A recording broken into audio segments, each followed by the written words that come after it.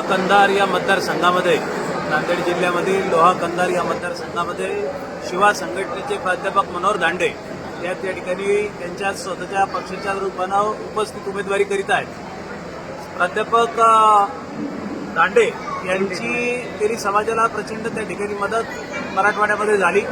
लिंगायत समाजाला ताकद देण्याचं काम त्या ठिकाणी दांडे सरांनी केलेलं आहे आणि गडगेच्या आश्रमाचा जो प्रश्न होता तो गडगेच्या आश्रमाचा प्रश्न सोडवण्यासाठी तमाम तेली बांधवांच्या पाठीमागं खंबीरपणानं उभं राहून त्या ठिकाणी सहकार्याचा हात पुढे करून ताकद देऊन प्रश्न सोडवून घेतला आणि त्यासाठी तेली समाजाला त्या बाबतीत जे त्यांनी योगदान दिलेलं आहे त्याचा विसर तेली समाजाला पडलेला नाही।